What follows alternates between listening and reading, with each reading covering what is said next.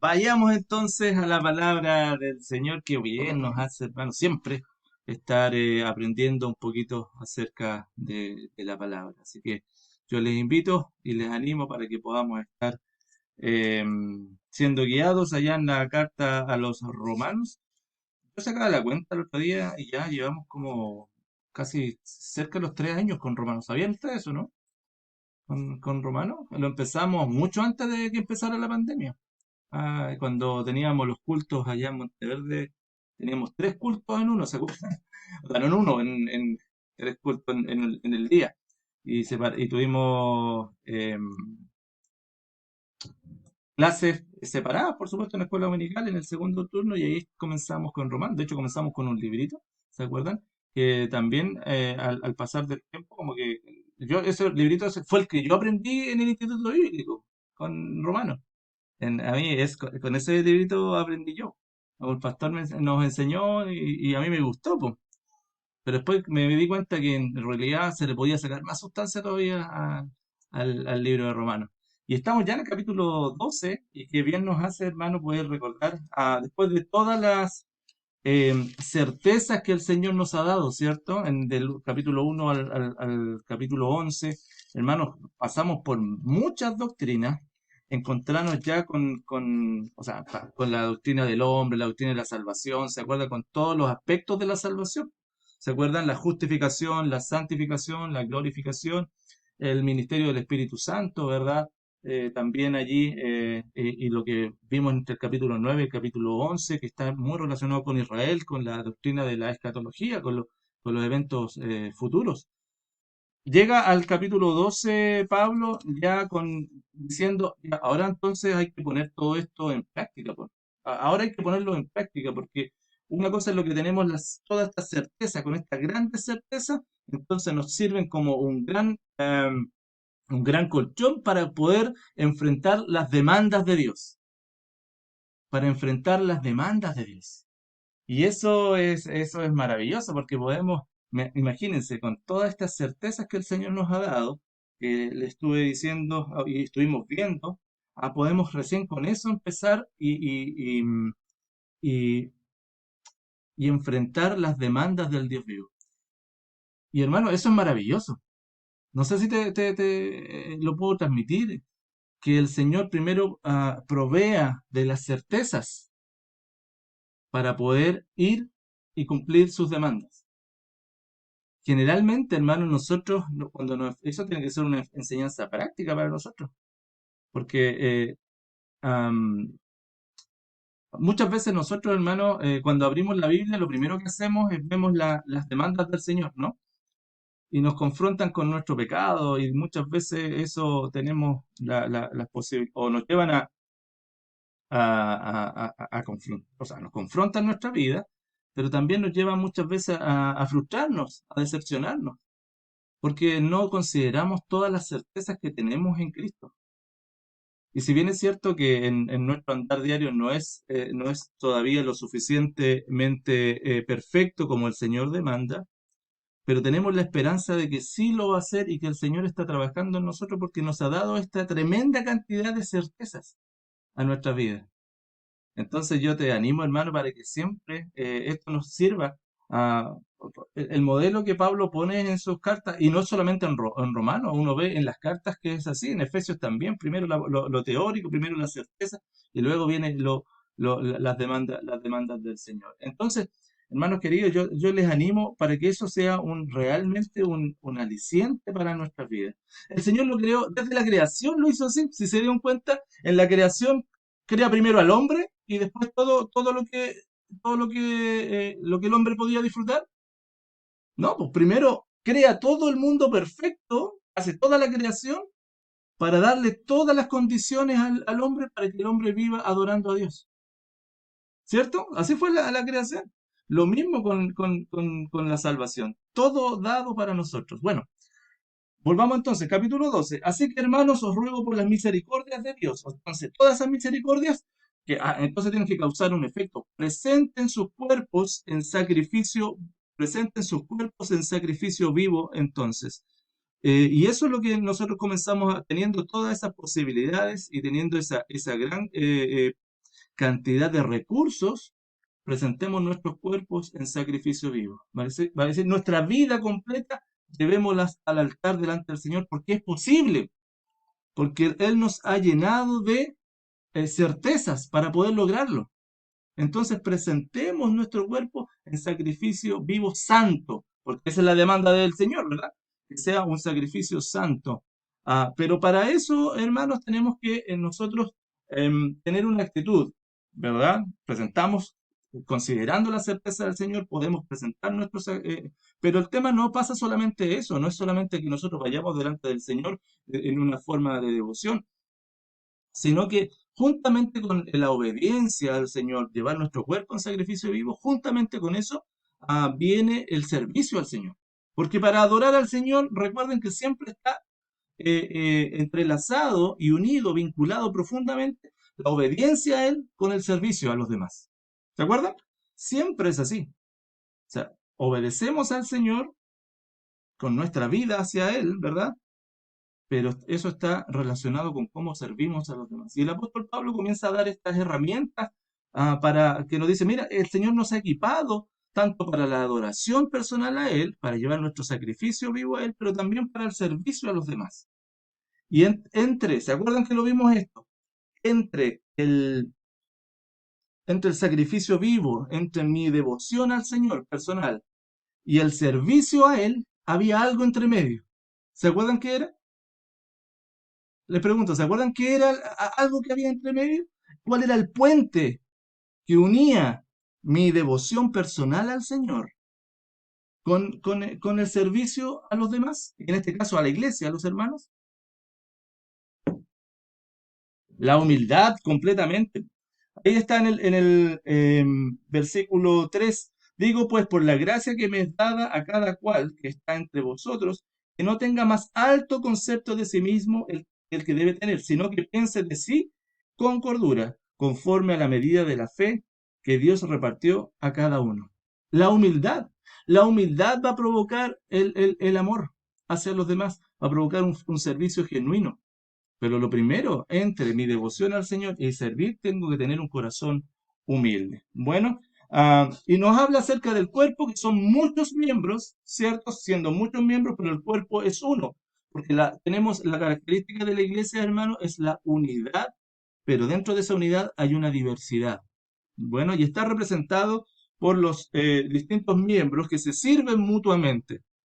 A mí me gusta mucho. Yo te invito, por favor, vayan a Efesios capítulo 4, por favor. Si alguien puede leer el versículo 16, 4:16, nos habla un poquito de bien. Todo el cuerpo, bien concertado y unido entre sí por las coyunturas que se ayudan mutuamente. La misma figura del cuerpo que está hablando acá en Romanos 12, ¿cierto? Se ayudan mutuamente según la actividad propia de cada miembro. Es lo mismo, ¿verdad? Hay una diversidad. Cada miembro en el cuerpo tiene una actividad propia. Y se ayudan mutuamente y va recibiendo su crecimiento para ir edificándose en amor. Bueno, un poquito antes, ahí mismo en el capítulo 4, por favor, mira, versículo, ¿qué es lo que hizo el Señor? Versículo 11. Y él mismo constituyó a unos apóstoles, a otros profetas y a otros evangelistas y a otros pastores y maestros. ¿Para qué están los pastores y maestros, los evangelistas? Para perfeccionar o sea, para capacitar a los santos para la obra del ministerio, para la edificación del cuerpo de Cristo. ¿Quién edifica el cuerpo de Cristo? Según esos versículos, ¿quién edifica el cuerpo de Cristo? Según estos, sabemos que el Señor edifica su iglesia, pero ¿a quién utiliza? Según estos versículos. Claro, porque dice, mira, los pastores y maestros y los evangelistas capacitan, ¿cierto? ¿A quién? A los santos para la obra del ministerio. O sea, capacita a los santos, a la iglesia para la obra del ministerio. La obra del ministerio, ¿quién la hace? Los mismos santos. Y para la edificación del cuerpo de Cristo. Bueno, por lo tanto, somos nosotros y entre nosotros los que nos servimos mutuamente a través de los dones espirituales que el Señor nos ha entregado. Volvamos al capítulo 12 de Romanos entonces. Versículo 5. Así nosotros, siendo muchos, somos un cuerpo en Cristo y todos miembros los unos de los otros. ¿Se dan cuenta? Todos nos pertenecemos unos a otros, todos nos pertenecemos. Así que qué importante, hermano, cuando tú y yo ponemos en consideraciones. Ahora bien, versículo 6 aquí retomamos de donde quedamos la vez anterior. Dice, de manera que teniendo diferentes dones, estamos claros que hay diferentes dones, diferentes regalos, ¿cierto? Según la gracia que nos es dada. Pablo, a diferencia de a los corintios, ¿se acuerdan? Que a los corintios lo hablas, da el énfasis que la obra es del Espíritu Santo. A los romanos, la carta a los romanos que fue escrita después, y eso se acuerdan que lo hablamos, que es muy importante. La carta a los romanos es escrita por lo menos 4 o 5 años después que la de los corintios. Y eso tiene una significancia muy importante en cómo va progresando la enseñanza. Porque a los corintios, Pablo les enseña, por ejemplo, los dones de señales. Usted ve en Corintios 12, 1 Corintios 12, está dentro de la lista de dones espirituales, están los dones de señales.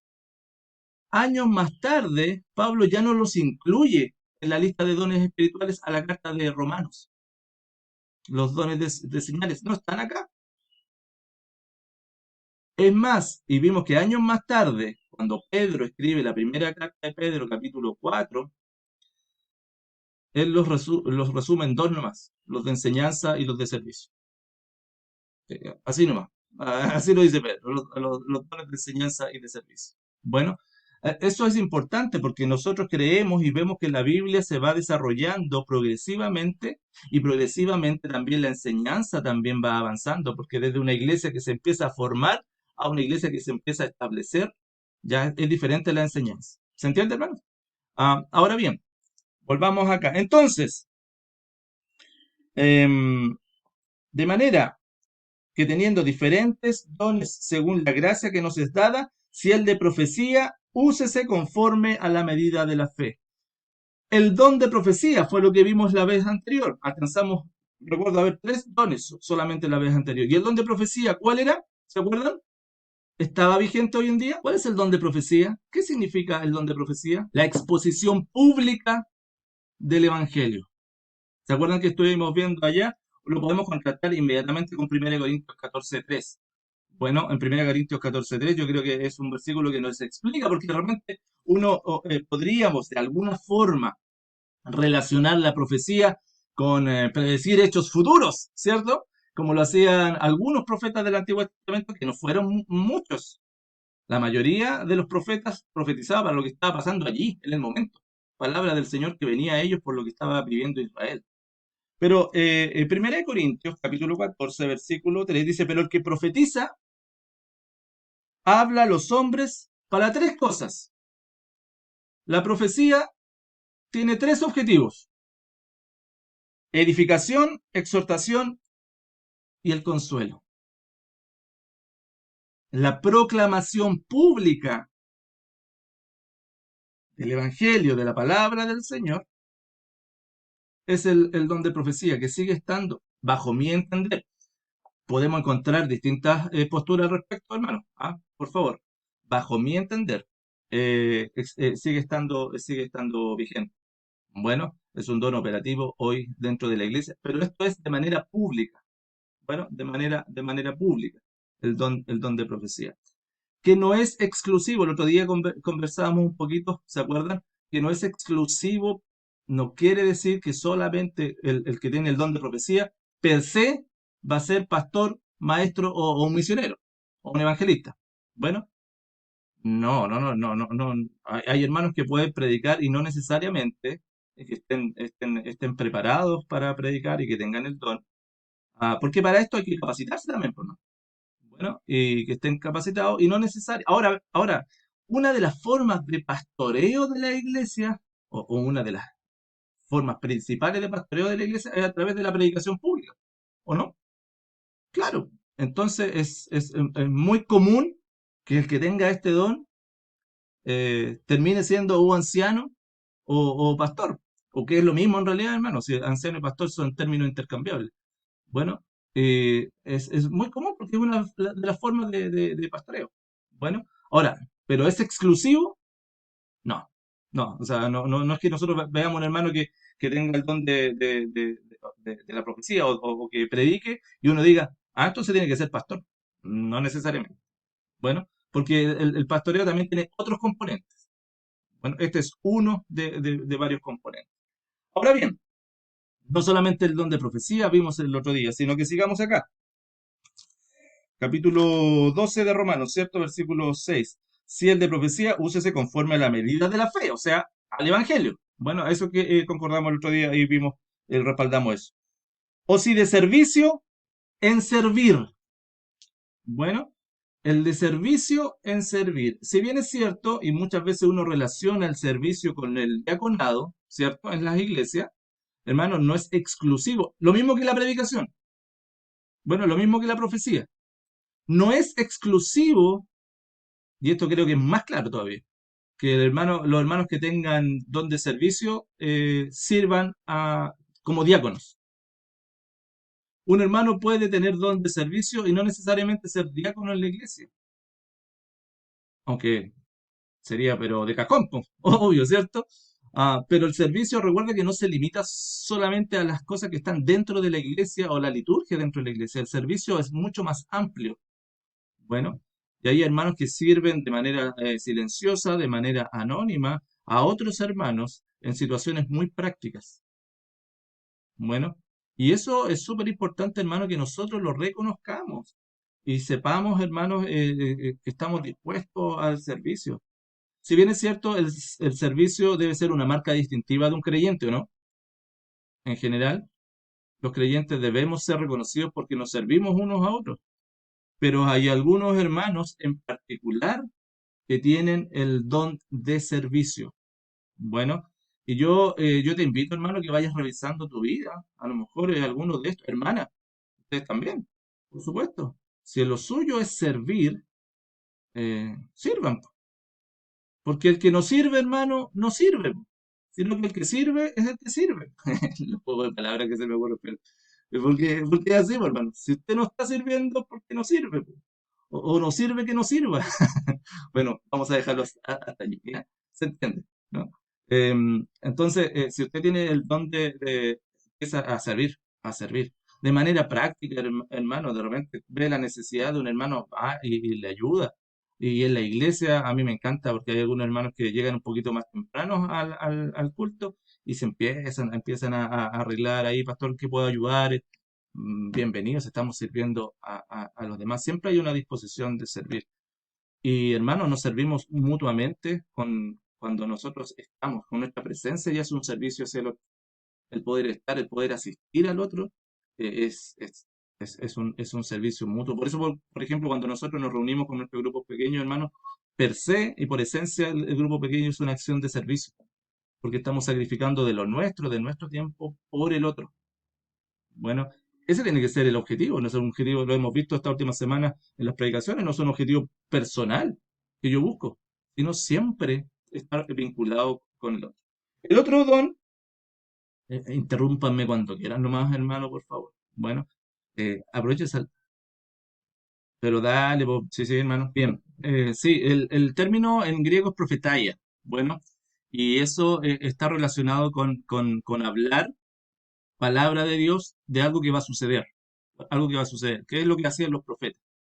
Sí, recuerden que en el Nuevo Testamento nosotros nos encontramos con la iglesia primitiva que existían profetas. Bueno, ahora, una de las cosas que nosotros entendemos que cuando la escritura ya toma cuerpo, ya no hay necesidad de ese tipo de profecías, sino que todo se resume a lo que la palabra del Señor dice. Bueno, por lo tanto, como todo está contenido y depende de la palabra del Señor, la profecía pasa a ser, por eso yo marcaba el tema cronológico, no sé si te diste cuenta en un principio, el tema cronológico que es importante. Y lo puedes revisar un poquito ahí en 1 Pedro 4:11 también, que lo vimos la vez anterior. se deja de lado el tema de las profecías personales para las personas, sino que pasa a ser la palabra del Señor. El Evangelio propiamente tal. Recuerda que el término profecía comienza a ser ya adoptado como lo que es la proclamación del Evangelio. Bueno, de ahí depende todo. No sé si me explico más, pero es básicamente eso. Bueno, am, el tercer don espiritual que vimos es la enseñanza. ¿Usted enseña o no? Sí, sí, yo sé que muchos de ustedes enseñan y también es un don espiritual, ¿cierto? Que lo estuvimos viendo. Y hay una diferencia con el don de profecía, porque enseñar tiene la connotación de, a ver, enseñar detalladamente la palabra de Dios a alguien, dar a conocer la palabra de Dios. Bueno, que es distinto a la profecía porque la profecía es la proclamación del Evangelio. Bueno, se toma la palabra del Señor y se lleva a lo que era, a lo que vimos delante, a la edificación, al consuelo, a la edificación. La enseñanza busca dar a conocer en detalle la palabra del Señor. Llevado a términos simples, esto es enseñanza, lo que estamos viviendo hoy día. Es un estudio bíblico.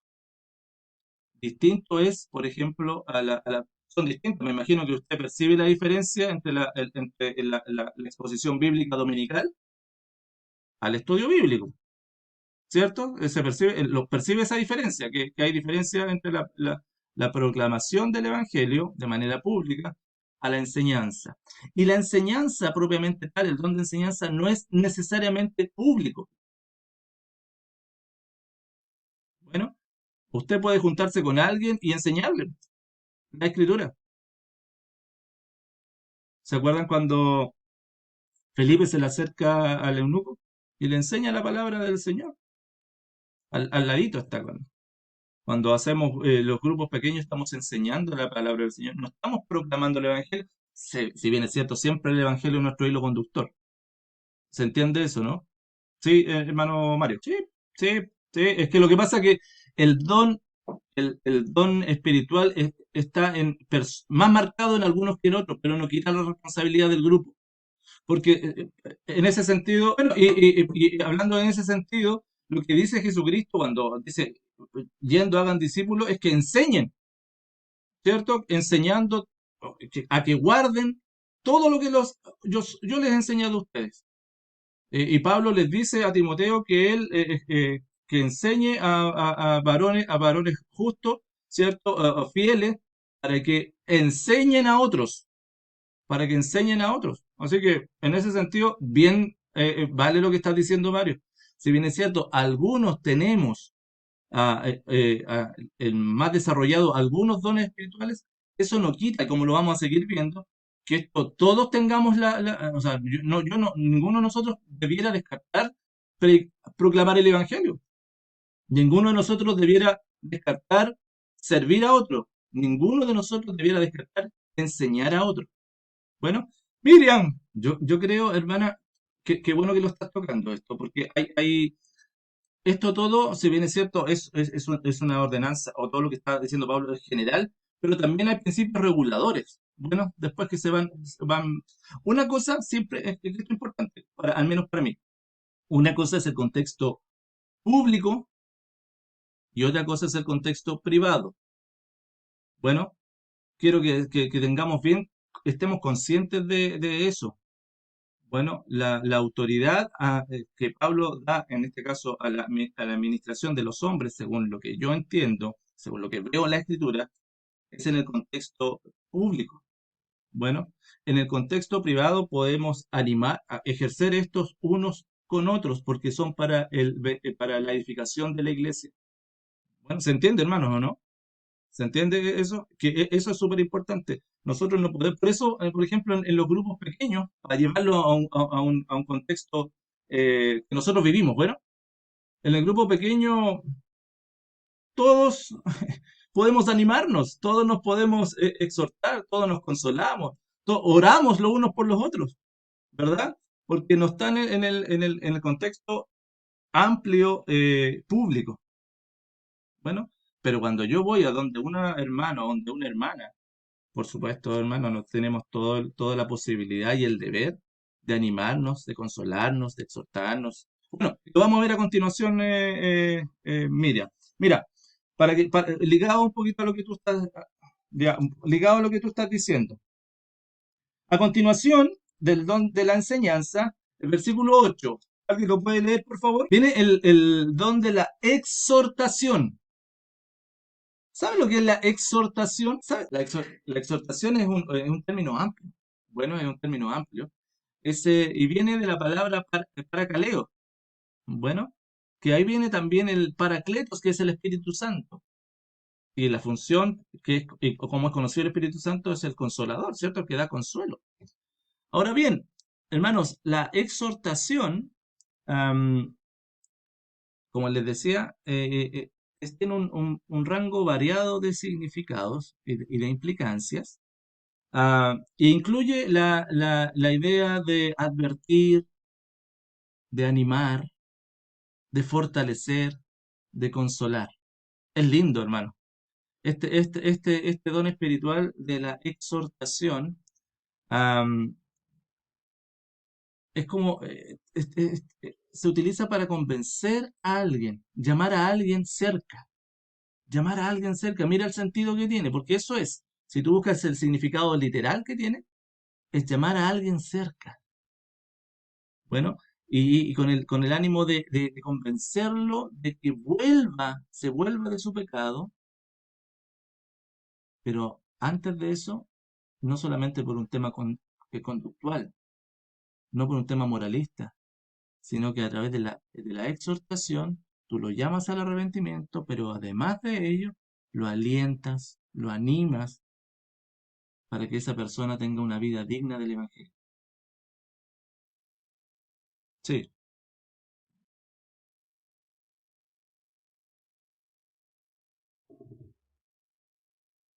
sí, en primera de Timoteo 2, eso está hablando en el contexto del culto público, del culto público. Ya. Vuelvo entonces. Entonces, para Caleo es llamar al hermano, llamarlo al arrepentimiento, acercarlo a ti y estar cerca de él. Si es el punto, estar cerca, estar unos con otros. Entonces tú vas, lo llamas al arrepentimiento, pero no lo dejas allí, porque llamar al arrepentimiento, hermano, es re fácil, y a nosotros como que nos nace llamar al hermano al arrepentimiento. El tema no es solamente llamar al arrepentimiento, sino que acompañar, porque uno llama al arrepentimiento, las personas, los hermanos se arrepienten, y después ¿qué? Y después no pasa nada, hay que dejarlo, ¿no? En la exhortación, entonces, nos llevamos a la persona a que tenga una vida digna del Evangelio. Entonces el que exhorta, hermano, debe ser usado por Dios para animar, para sostener al hermano, a ese hermano que está pasando por una situación más débil que la tuya. No que sea más débil que tú, porque si es por debilidad, hermano, todos lo somos. Está en un momento de mayor debilidad que tú. No lo acompañamos. Bueno, am, eh, se está atravesando por pruebas, se está atravesando por dificultades, o incluso por tentaciones que son persistentes en la vida, como todos nosotros lo tenemos. Entonces nos acompañamos. Y ojo, a veces el que exhorta, escúchame esto, hermano, porque a veces el que exhorta solamente va a caminar junto al que está dolido, va a estar ahí, va a estar presente. Aquel que está desanimado, quizá aquel que está frustrado, pero va a tener una compañía, alguien que va a caminar con él para ayudarlo de cualquier forma que esté necesitando. ¿Me explico? Ese es el don de la exhortación, uno que va a estar al lado y va a buscar al hermano para tenerlo cerca. Y atención, porque no es solo simplemente voy a estar esperando que el hermano me llame. No, yo voy a ir y voy a llamar al hermano para estar cerca. De la iniciativa siempre es de uno. Y saben, hermano, yo sé que muchos de ustedes tienen este don de estar allí con los hermanos, de estar allí, de poder ayudarlos, de extenderle una mano para que juntos acarreen un peso que está demasiado pesado para él para sobrellevarlo solo. Y sobrelleva las cargas los unos de los otros. Am, Eso fue mire, por favor, vayan al libro de Hechos, por favor, libro de Hechos, capítulo 14. Esto lo hizo Pablo con Bernabé, con la iglesia de Antioquía, 14, 21 y 22. ¿Quién lo puede leer? Ellos estaban exhortando. ¿Se dan cuenta? Ahí está puesto en práctica lo que es el don de la exhortación. De hecho, aparece allí, pum, confirmando a los ánimos de los discípulos. ¿De qué forma? Exhortándoles a que permaneciesen. Es necesario que esto suceda. Y estaban con ellos. ¿Se dieron cuenta, no? Ellos estaban poniendo en práctica lo que es la exhortación. No de manera pública. Ojo, no de manera pública, sino que de manera privada estaban con ellos, con los hermanos, acompañándolos. Por eso es tan importante porque, si vimos, ¿se acuerdan el don de profecía? La proclamación incluía, según 1 Corintios 14:3, incluía la exhortación, porque también es un ánimo, la proclamación de la exposición bíblica tiene, le lleva ánimo, le lleva consuelo, ¿cierto? Pero esto es algo así particular, algo que es los cristianos están unos con otros y con el más débil están ahí al lado. ¿Se entiende, hermano, no? Podríamos decir que a ver, en la profecía proclama la verdad, la proclama de manera pública, la enseñanza la sistematiza. Bueno, ¿se entiende lo que estoy diciendo? Por ejemplo, la enseñanza habla de, no sé, pues, la doctrina de Dios es esto, Dios es esto, Dios, la hace más sistemática. Bueno, la sistematiza. Am, pero la exhortación es la que llama a los creyentes a obedecer y a seguir la verdad, a vivir como cristianos dignos de su Señor y de acuerdo a la voluntad del Señor. Esto, hermanos, el don de la exhortación es predicar al Señor de manera privada. Bueno, lo que hoy día es conocido como la consejería bíblica. Bueno, de manera privada aconsejamos a los hermanos y estamos con ellos. Y para eso, hermanos, dame un segundito, Miriam. Para eso, hermanos, escúchenme, el aconsejar bíblicamente no es exclusividad ni dominio del pastor o de los ancianos. No, no, no es algo que nosotros tengamos que solamente una élite se encarga de eso. No, hermano. Esto es un don espiritual dado a la iglesia. Por lo tanto, la iglesia se acompaña, se exhorta. Mire, cuéntame. Ahora, a ver, esto es un carril mío, ¿ya? Se lo tengo que aclarar desde ya. No, no, no, no aparece así como que sale. Pero yo creo que a la luz, un poquito de lo que decía Almar, todos debemos tener alguno de estos tres dones, que significa enseñar, hablar el evangelio. Estos son los dones que son de hablar, de discurso. ¿Se acuerdan que dividimos los dones entre los dones de discurso, los dones de servicio y los dones de señal? Esas tres categorías les dimos a un principio. Bueno, estos tres son los dones de discurso. Por lo tanto, si todos tenemos que anunciar el evangelio, uno de estos tres tenemos que tener, por lo menos. ¿Me explico, no? Si el Señor va a capacitar a su iglesia para poder predicar el evangelio, para anunciar el evangelio. Ahora, pero no que tengas, o sea, puede que tengas uno de estos tres, así como forma tu fuerte, sea tu fuerte. Bueno, pero no quiere decir que si tú vas a proclamar el evangelio y ese es tu don de estar evangelizando, ¿cierto? Proclamando el evangelio, te excluyas de enseñar. De hecho, por ejemplo, a los padres, a las madres, debemos enseñar. No porque tengamos el don espiritual, sino porque el Señor nos manda a enseñar a nuestra familia, a nuestros hijos, a nuestra esposa. Tenemos que tener, si el consuelo, si el ánimo, si la iglesia se amonesta unos con otros, entonces es muy probable que muchos de nosotros la exhortación sea parte de nuestros dones espirituales. Ahora, ¿cómo lo hago? ¿Cómo se hace esto, hermano? Capacítate, pues, hermano. Todo esto se capacita.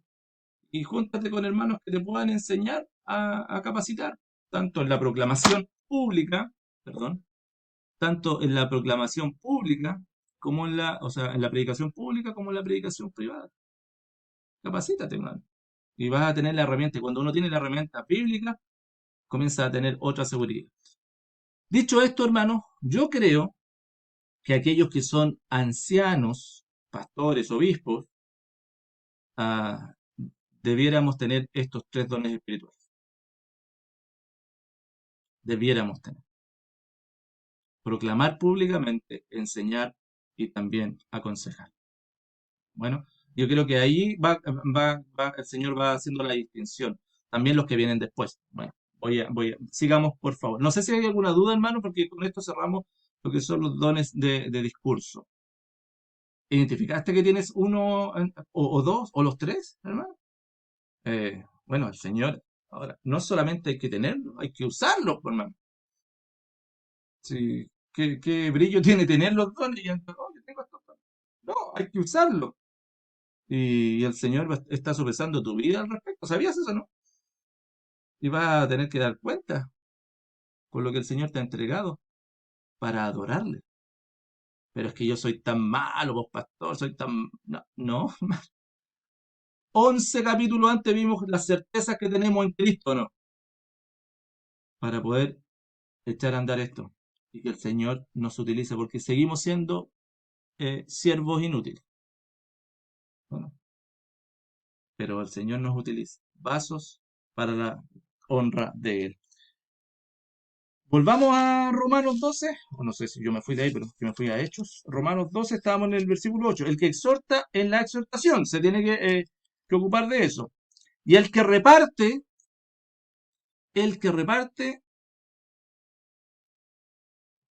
se gana la mejor parte, dice, ¿cierto? Un dicho totalmente alejado de lo que es el cristianismo, pues, hermano. Ahora que lo pienso, no tiene nada que ver con el don de dar, pues. El que reparte toca la mejor parte, no, pues. El dar, hermano, el significado es compartir, pero dar es compartir y dar lo que es de uno. Ojo con esto, es dar lo que es de uno. Bueno, no es que uno esté dando algo que no es de uno, eso es re fácil, por hermano. Hay ciertas corrientes políticas que no voy a hablar ahora, pero que es fácil que dar lo de otros, administrar lo que es de otros. Eso es re fácil, ¿no? Los cristianos damos lo que es nuestro. ¿Cuál es el ejemplo que seguimos nosotros? El mismo padre que dio a su hijo, ¿verdad? Ahora, eh, eh, dar, que viene del griego metatitoi, bueno, de dar, metatitoi, damos lo que es de uno.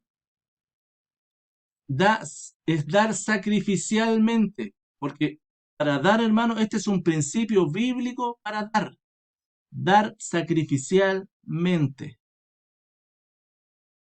como Cristo se entregó. Y en todo, hermano, nosotros damos de manera sacrificial. Si tú das de forma que no sea sacrificial, no estás ofrendando algo, estás dando una limosna, porque no es sacrificial. Todo, y no estoy hablando solamente en términos de dinero, hermano, nuestra vida, de nuestro tiempo, con nuestro esfuerzo, es sacrificial. Bueno, y los que tienen este don de dar, dan sacrificialmente, se dan a sí mismos.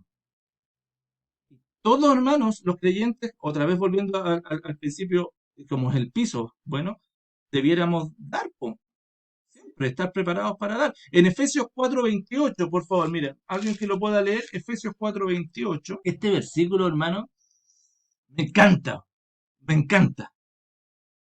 Porque Pablo le está hablando a los hermanos de Éfeso. A ver, si alguno de ustedes robaba, y mira, este versículo grafica lo que es todo el proceso del cambio que el Señor hace en la vida y que espera en la vida de una persona.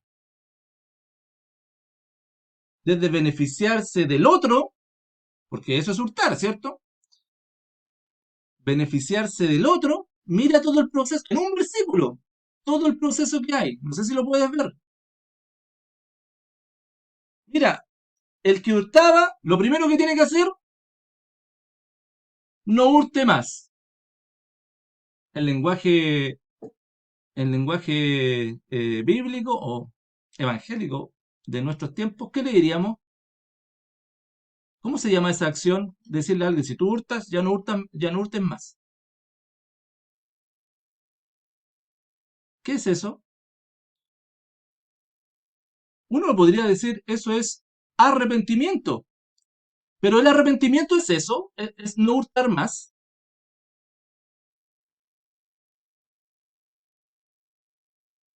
Esto es interesante porque para nosotros es arrepentirnos es dejar de hacer algo, ¿cierto? No, pues el arrepentimiento no tiene que ver con dejar de hacer algo. Si tú vas en una dirección, comienza a ir hacia la otra dirección. Metanoia, ¿te acuerdas? No cambia de dirección. Bueno, aquí hay un arrepentimiento genuino porque cambia de dirección. Y mira lo que hace. El que hurtaba no hurta más, sino que, ¿qué hace? Trabaje, haciendo con sus manos lo que es bueno. Y hasta ahí queda, hasta ahí tiene que ser. Entonces, bueno, si tú estás hurtando, deja de hurtar y trabaja. Hasta ahí llega el arrepentimiento. El arrepentimiento cristiano, hasta ahí llega. ¿Qué ven en ese versículo? ¿Hay un paso más o no? ¿Cuál es el paso más? Con, compartir. Ahí está, dar. Compartir con el que padece necesidad. Esto es de loco. Alguien que hurta, roba, quita. Pero el Señor dice, el arrepentimiento, el cambio, es no solamente dejar de hacerlo, sino que comienza a trabajar con tus manos para que tú compartas. ¿Se dan cuenta la metanoia completa? Eso es dar. Porque no es que, a ver, si tú robaste algo y da de lo que robaste, como Robin Hood. ¿Te das cuenta? Si los paradigmas del mundo, hermano, están totalmente corrompidos. No. Es sacrificial lo que a ti te cuesta. Da. Por eso, hermano, yo les animo, en el nombre del Señor, que pongan atención cuando ustedes estén dando al Señor. Realmente es algo sacrificial. Como decía el apóstol Pablo a los filipenses, no es que andemos buscando los frutos. ¿Se acuerdan o no? Decía ahí en el capítulo 4 hablando, y ese es el contexto de la ofrenda a los misioneros, porque eso es lo que habla en el capítulo 4 de Filipenses, no, sino que, oye, acumulen en su cuenta, ahí acumulen para ustedes, ah, pero de manera sacrificial. Este versículo, hermano, cuando el Señor me permitió entenderlo bien, yo lo utilizo mucho para la consejería bíblica, porque esto es lo que el Señor espera de ti. No solamente que dejes de pecar, sino que comiences a adorarle a Él. ¿Te das cuenta, no? Es totalmente distinto. Bueno, el proceso del cambio, aquí está, en un ejemplo, en una ilustración muy simple, pero buena, maravillosa.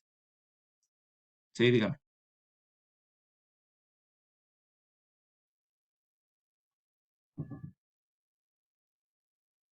No, repartir. Porque, sí, porque liberalidad, que lo vemos enseguida, tiene que ver con alegría. Dar con hacerlo, pero con contento, po. Bueno, con repartir. Me gusta mucho, solamente para recalcar esto. Miren, 2 Corintios capítulo 8. El Señor me trajo a la mente esto ahora.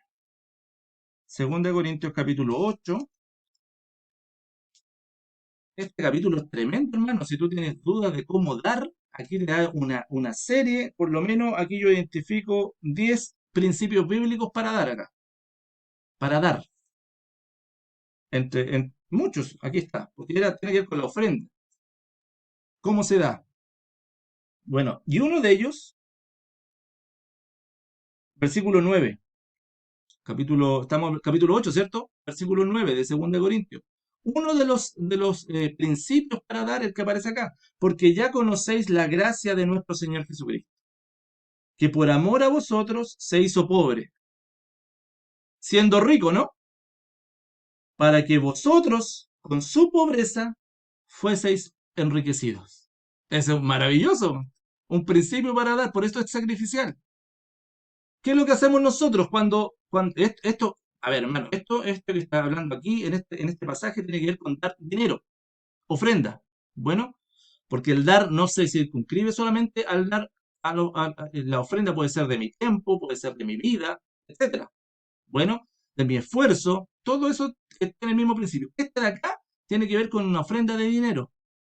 ¿Y qué hizo? Y pone el ejemplo, Pablo pone el ejemplo de Jesucristo. Jesucristo se hizo pobre, ¿o no? Siendo rico. Bueno, nosotros cuando damos, ¿no es esa figura también válida para con nosotros? Cuando nosotros damos dinero, por ejemplo, no es que de alguna forma no nos hacemos pobres, por hermano, si nunca gracias al Señor no nos hacemos pobres, pero estamos sacando de lo nuestro, ¿cierto?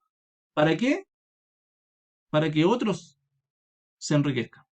Y en este caso no tiene que ver con los pastores, bueno, con el pastor para que se enriquezca el pastor. Esa no es la figura. Sino ¿por qué? Porque cuando nosotros damos, permitimos y ayudamos a que la obra del Señor permanezca y de esa forma otros son enriquecidos espiritualmente. ¿Me explico? Ese es el punto. Bueno, volviendo entonces al don espiritual, que tiene que ver con dar, damos de manera sacrificial. Bueno, y tenemos que dar con liberalidad, como dice acá la palabra del Señor. Esto es con simpleza de corazón. Bueno, ah, con alegría, con generosidad. Más bien eso es, Benja. Bueno, con generosidad. Damos con generosidad. Incondicionalmente, sin esperar nada a cambio. Bueno, así, como yo le dije aquí, la iglesia de Macedonia así lo hacía. Allá en el capítulo 8, lean ese capítulo y se van a dar cuenta que la iglesia de Macedonia consideraban un privilegio y dieron más allá de sus fuerzas. Han leído ese capítulo, es maravilloso. Dieron más allá porque era un privilegio. Bueno, y esperaron del Señor, en el Señor solamente, porque hay promesas también. Porque hay promesas, como dice el capítulo 9 ahí mismo de Segunda de Corintios. Dar con alegría. Bien, sigamos, hermanos. Y creo que llegamos al último, ¿no? No, nos faltan dos. Presidir. Yo creo que esto es claro, ¿no? El presidir, el don de presidir, el significado básico es pararse enfrente, bueno, o delante de otros. Es el liderazgo. Bueno, se refiere en el Nuevo Testamento, hay dos instancias donde se ejerce liderazgo. ¿Saben cuáles son las dos instancias donde se ejerce liderazgo? ¿En que los creyentes bíblicamente ejercemos liderazgo?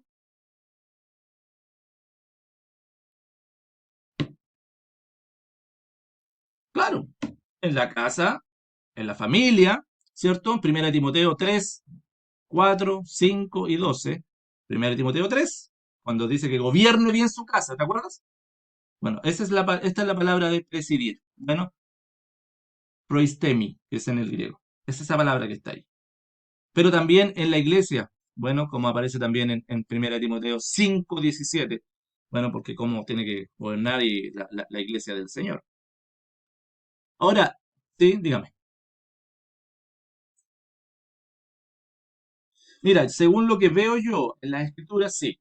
Bueno, ah, este es un tema que puede llegar hay un consenso, o no hay consenso en realidad, ¿cierto? Uno puede ver, sí.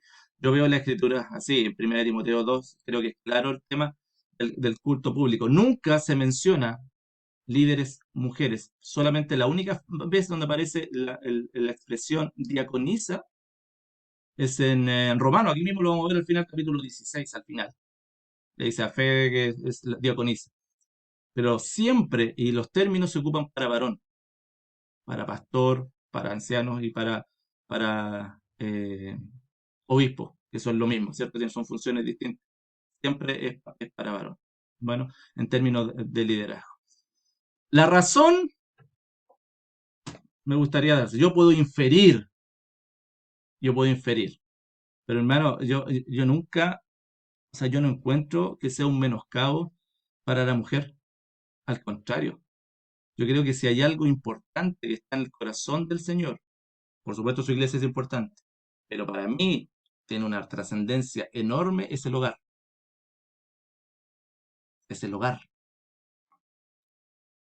Y allí la mujer tiene un rol fundamental. Hoy día, hermano, estamos viendo cómo está el enemigo está dividiendo los hogares, distorsionando la familia y todo. Es allí donde la mujer tiene, porque es el pilar fundamental, hermano. Si no hay familia, la iglesia, no hay iglesia, pues, hermano. Si no hay familia, no hay. ¿O usted ha visto una iglesia de solteros? Sería raro, bueno, capaz que hayan, capaz que haya alguna por ahí. Pero bíblicamente no, porque todo parte desde la familia. De hecho, tiene que ser, depende tanto esto, hermano, que el hombre tiene que ser marido de una sola mujer, por supuesto, y gobernar bien su casa. Y para gobernar bien la casa, el hombre no lo puede hacer solo. Necesita la ayuda idónea.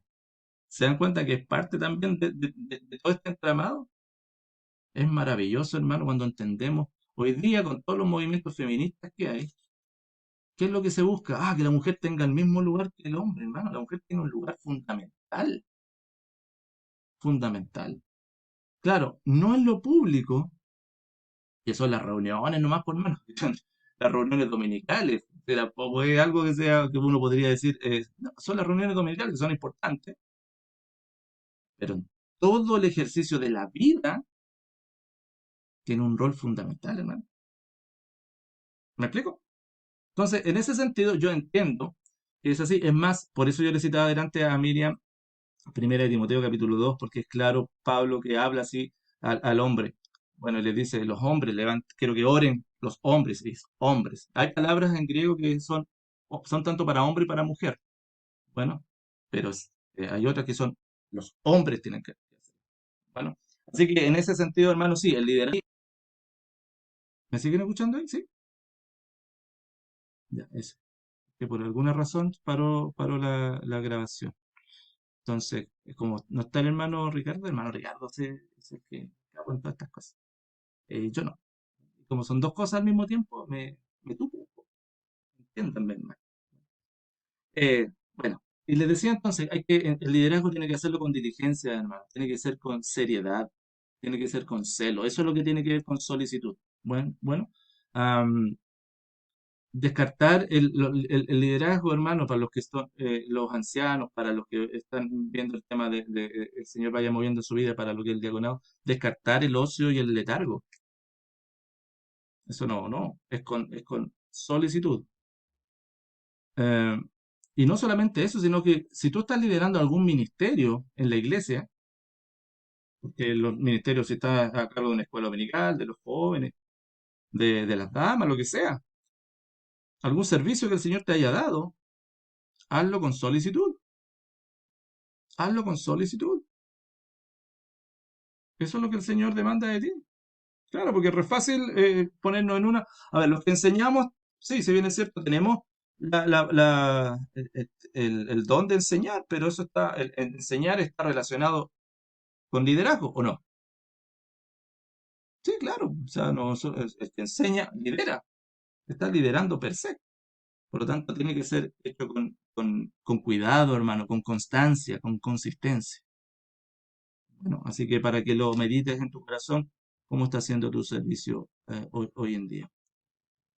Y finalmente, hermanos, el don de misericordia. Quiero terminar con esto porque si no nos va a quedar en el tintero y nos vamos a volver a ver en un mes más en Romanos. Así que para que lo terminemos acá. Misericordia. Oh, es un don tan lindo, hermano, el don de misericordia. A mí me encanta cuando identifico en muchos hermanos de nuestra iglesia el don de misericordia. Es maravilloso. El que hace misericordia con alegría. Eh, este es el séptimo y el último de estas categorías, hermano, de los dones espirituales que hemos mencionado acá en Romanos. Eleo. Ahí viene, es el griego. Eleo o geleo. Bueno, tiene la idea de demostrar. Escúchame lo que es la misericordia, que hablamos hace un tiempo atrás de lo que era la misericordia. Bueno, es demostrar empatía con otro. Pero no solamente mostrar la empatía, sino que la misericordia, para que haya misericordia es necesario tener los recursos necesarios para ir y satisfacer las necesidades y fortalecer a esa persona. ¿Me explico? La misericordia no es solamente una empatía con alguien. O no, porque eso no. A ver, ¿cómo podríamos llamarlo eso? Am, claro, eso es una compasión. Gracias, hermano. Eso es compasión. Si tú no haces nada por la persona y dices, ah, que lata. La misericordia es hacer algo por la persona. No es solamente un sentimiento, está relacionada con la acción.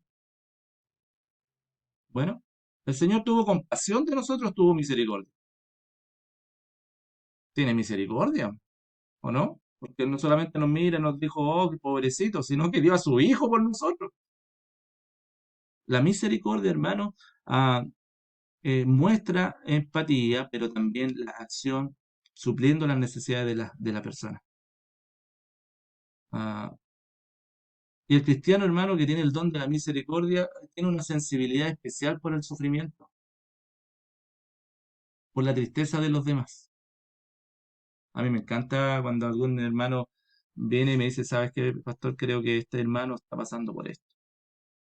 Este hermano está pasando por esta otra cosa. De distinta índole, hermano, incluso material, porque tiene una sensibilidad y va donde el hermano. Y se da cuenta cuando alguien está atravesando alguna angustia o alguna miseria que no es percibido por otros. Bueno, y esta persona va y se da cuenta. Y no solamente se da cuenta, sino que ejerce la misericordia, el deseo y los medios para ayudar a aliviar las afecciones de las personas. Por tanto, es más que una empatía, como le decía, pues, entonces más que una compasión, es un sentimiento puesto en acción, la misericordia. ¿Es tu don espiritual o no? ¿Es tu don espiritual? Y que no te podéis quedar tranquilo. No, no hay caso. No. Tú sabes que el Señor lo puso en tu corazón y no te vas a quedar tranquilo hasta asistir al hermano.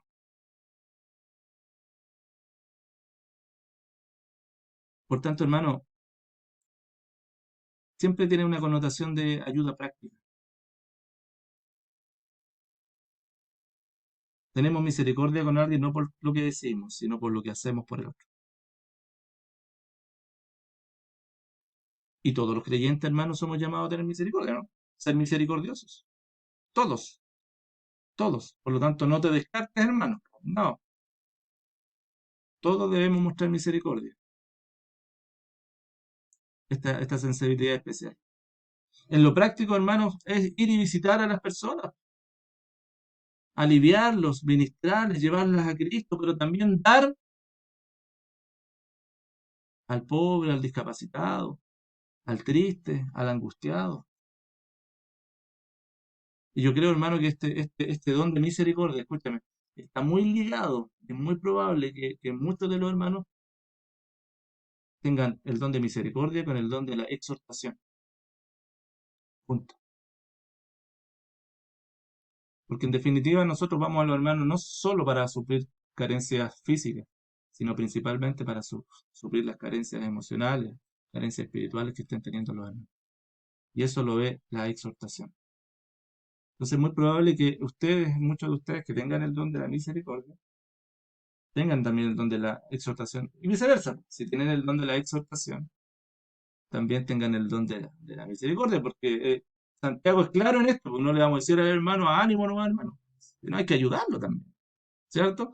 Entonces se dan cuenta, hermano, que los dones espirituales se van entrelazando. No es decir cuál es mi don. A lo mejor tenemos un pupurrí de dones espirituales y que van siendo canalizados de distintas formas, en distintos momentos. El don, porque yo les decía adelante, el don de la proclamación, de la profecía, de la enseñanza, estacionado con el de presidir, porque es público. El de la exhortación está relacionado con el dar, con la misericordia. ¿Se dan cuenta, no? Cómo se van relacionando unos con otros. O sea, no es una cuestión que uno tenga solamente un solo don espiritual, sino que puede estar ejerciendo varios al mismo tiempo y que yo creo que es lo que el Señor tiene en el corazón, finalmente.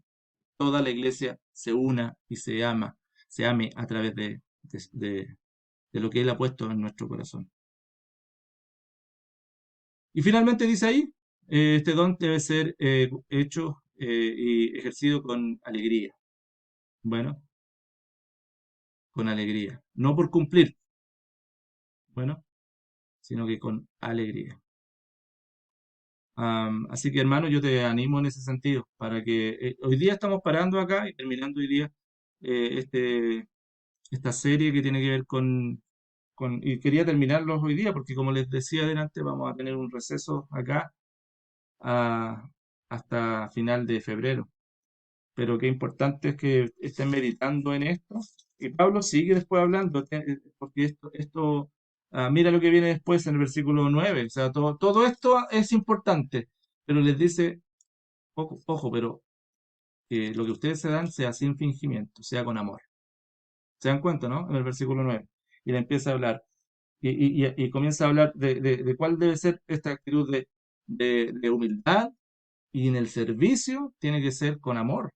Por eso le sigue diciendo, aborrecer lo malo, sigan lo bueno, ámense los unos a los otros con amor fraternal, y en cuanto a honra, prefiéranse unos a otros. ¿Se dan cuenta cómo va hablando acerca de la iglesia? Ya que empieza a decir, ya están equipados estos, y ahora ¿cómo lo ponemos en práctica esto? Bueno, a través del vínculo perfecto, que es el amor. Bueno, pero eso lo vamos a ver más adelante. Creo que tenemos mucho que seguir aprendiendo acerca de esto. Después Pablo hace un alto aquí en el capítulo 12 y va a vincular a la iglesia con qué pasa con sus responsabilidades afuera. ¿La iglesia tiene responsabilidades para con los de afuera? Sí, pues entonces, y por eso en el capítulo 13 dice, sométase toda persona a la autoridad, etcétera. ¿Se dan cuenta, no? Porque ahora viene como la iglesia tiene que ver primero con los suyos, pero también hacia afuera. Bueno, pero eso lo vamos a estar viendo de a poquito, eh, lentamente. Hermanos, tengo unas buenas noticias que darles. O sea, por un lado es buena y por otro lado tengo una petición de oración que la voy a estar compartiendo en el grupo mañana, yo creo. Gratitud al Señor. El domingo pedíamos la oración por el pastor Saúl, ¿se acuerdan? Pailahueque de Bariloche. Está mejorcito ya, nuestro pastor. Gracias al Señor, no le afectó tan fuerte. Gracias al Señor por eso. Bueno, sigamos orando los que han podido orar por Saúl, por su familia. Hay una petición de oración especial que es del Coque Zuna y que no es de él, sino que es de la hermana del Coque Zuna. Ustedes ubican, no sé si ubican a la hermana del Coque Zuna. Bueno, tiene una hermana que es más chica, casó hace poquito, la Carola, y va a ser sometida a una operación de urgencia. ¿Sabían ustedes eso? De urgencia. Está bien complicada, son unos temas importantes que tiene que nuestro hermano pide la oración. Yo les comparto con ustedes, hermanos, para que podamos estar orando, animando a nuestro hermano que sepa que estamos orando los unos por los otros. Que si podemos estar allí a hacer algo por nuestro hermano, que podamos estar presentes. ¿Bien? Y así, hermanos, no nos olvidemos de estar los unos por los otros, orando en todo. Bueno, eso, queridos hermanos, se nos pasó un poquito la hora, pero creo que valía la pena para dejar todo cerradito el día de hoy. Bien, vamos a terminar en oración, dando gracias al Señor por la posibilidad que Él nos ha dado el día de hoy de aprender un poquito acerca de esto, que es fundamental, hermano, los dones espirituales. No, sigue estudiándolo, hermano, y si tienes consulta, escríbeme a mí o a los ancianos, hermano, para poder estar ahí. ah, si tienes alguna duda, algún don, y todo, consúltale a la iglesia, a los hermanos. ¿Qué cree usted? ¿Cree que yo tengo este don? Ah, y pregunten. De repente el Señor no, porque el Señor hace todo esto evidente a la iglesia, realmente sí o no. Y como yo les decía al principio, la primera clase que tuvimos de esto, hermano, si no estás seguro si es tu don espiritual, hazlo igual y hazlo para la gloria del Señor. Si es el principio de fondo, hacer todo para la gloria del Señor. Y el Señor te va a ir guiando para que puedas realmente estar sirviendo al Señor con, no con tu don, como vimos acá, sino con los dones que el Señor te ha ido equipando para la gloria de Él y para la edificación de la iglesia. Oramos al Señor para finalizar, hermano Rodrigo, es posible que nos lleves en oración.